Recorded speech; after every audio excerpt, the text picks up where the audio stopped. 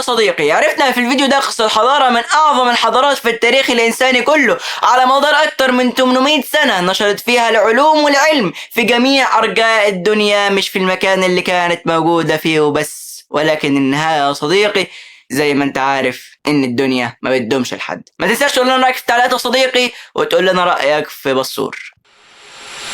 السلام عليكم ورحمة الله وبركاته. ازيك يا صديقي؟ عامل ايه؟ معانا النهارده يا صديقي قصة حضارة عظيمة جدا، حضارة نشرت علومها في الدنيا كلها، وأوروبا لحد دلوقتي بيتعلموا منها. بس مش أنا يا صديقي اللي أحكي لك الحكاية، معانا النهارده الضيف المعهود يا صديقي، هو بصور. بصور النهارده يحكي لنا قصة يا صديقي.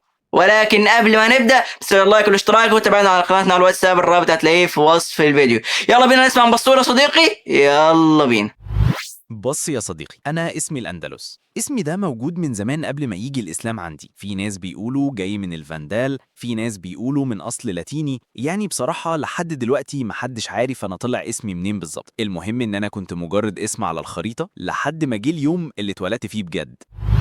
أنا اتولدت عملياً سنة 711، يوم ما طارق بن زياد عدى البحر من مغرب ومعاه جيش صغير بس مليان حماس. كانوا جايين بروح مغامرة، ومش فارق معاهم قلة العدد قد ما فارق معاهم إيمانهم باللي بيعملوه. وأنا وقتها حسيت إن في صفحة جديدة في حياتي بتتفتح، ومن هنا بقيت أنا الأندلس اللي هتغير شكل أوروبا.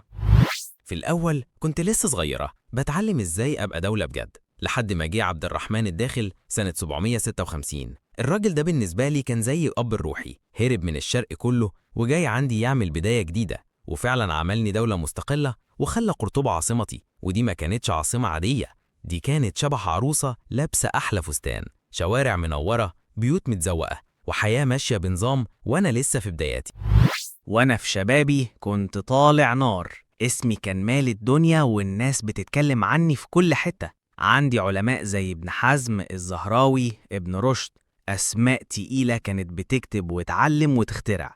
أوروبيين كتير كانوا بيجوا يتعلموا عندي ويرجعوا بلادهم عاملين نفسهم فلاسفة كبار. يعني باختصار أنا كنت الترند الأول بتاع العصور الوسطى. بس يا صديقي، مفيش حد بيعيش فوق على طول. أنا كبرت ودخلت في مرحلة الدراما. ملوك طوائف قسموني حتت صغيرة، وكل واحد فيهم شايف نفسه البطل الرئيسي في المسلسل. والمصيبة ساعات كانوا يستقوا بالعدو على بعض. يعني بدل ما نتجمع ونكمل القصة بقينا نتخانق جوه البيت. ومن هنا بدأت نزولي من فوق القمة. سنة 1492، يا سنة تقيلة. غرناطة آخر قلاعي وقعت. أبو عبد الله الصغير سلم المفاتيح وخرج، والتاريخ كله وقف يتفرج. وأمه قالت له الجملة الشهيرة: ابكي كالنساء مملكة لم تحافظ عليها كالرجال. اللحظة دي كانت زي سقوط الستارة في مسرحية طويلة، وكل الناس فاهمة إن العرض خلص. بعد ما غرناطة وقعت أنا ما بقتش نفس الأندلس. كنت بلد مسلم، صوت الأذان بيملالي السما، والجوامع منورة بالعلم والروح. وفجأة كل حاجة اتقلبت. المساجد بقت كنايس، والأذان اللي كان يحرك القلوب استبدلوه بأجراس تقطع الصمت. التحول ده كان زي طعنة، مش بس في جسمي كأرض، دي كانت طعنة في قلبي. من اللحظة دي خلاص اتكتب عليا أبقى صفحة مقفولة في كتاب التاريخ. رغم كل اللي حصل أنا ما متش، أنا لسه عايش في الكتب، في الموشحات، وفي الحواديت اللي الناس بتحكيها لحد دلوقتي. كل ما حد يفتكر قرطبة أو غرناطة أنا بظهر تاني في خياله.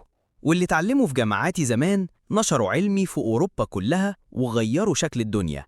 يعني باختصار، حتى وأنا واقع فضلت ترند شغال لحد النهاردة، وحلمي لسه اسمه الأندلس.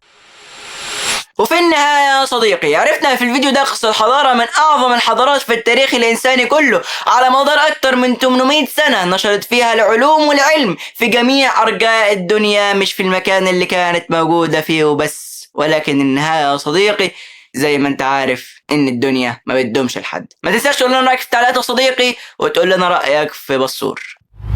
وبس كده يا صديقي، جزا الله عنكم الهموم وشرحنا لكم الصدور وصداقاتنا وقاتكم، فإنه هو الحي القيوم، ويعلم أن فيه يحبكم فإنه علام الغيوب. كان من توفيق فمن الله، وإن كان من خطأ فمني ومن الشيطان. والسلام عليكم ورحمة الله وبركاته.